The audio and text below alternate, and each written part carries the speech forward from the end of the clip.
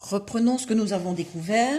Donc on vient de voir à partir du puzzle de 11 pièces que l'aire du grand carré, A carré, est égal à la somme, et j'insiste sur le mot somme, à la somme des aires du petit et du moyen carré.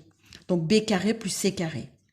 Alors, pour plus de facilité, afin de déterminer l'aire des carrés sans devoir les construire à chaque fois, il suffit tout simplement d'élever au carré la mesure de leur côté. Donc, exemple, si j'ai un carré dont le côté mesure 6, je ne suis pas obligé de tracer un carré de 6 cm de côté et d'en calculer la superficie intérieure. Il me suffit tout simplement de calculer 6 au carré et je trouverai son aire.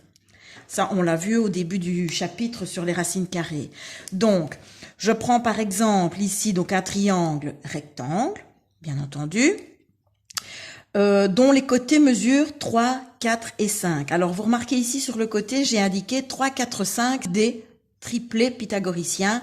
Donc, triplés puisque j'ai 3 nombres, forcément.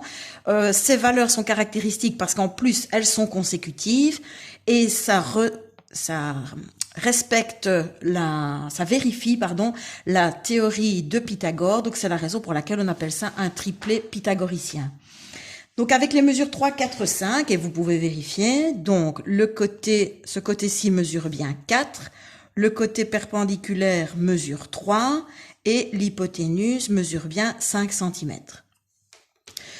Avec ces côtés-là, je pourrais bien évidemment construire les carrés sur chacun des côtés, calculer l'aire de chaque carré, mais pour éviter donc ce calcul, comme je viens de le dire, il suffit d'élever au carré chacune des mesures et d'en calculer la valeur.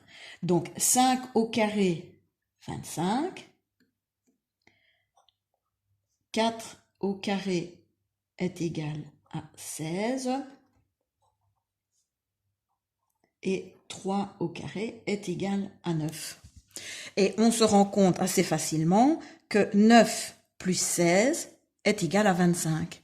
Donc la relation se vérifie, à savoir la relation de Pythagore. On retiendra que dans tout triangle rectangle, que ce soit celui-ci ou un autre que j'utiliserai juste après, dans tout triangle rectangle, le carré, donc l'aire du carré formé sur l'hypoténuse est égal à la somme des carrés des aires des côtés de l'angle droit.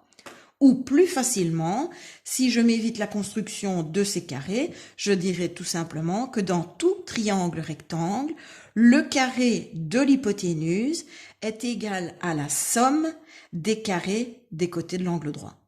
Voilà l'énoncé du théorème de Pythagore.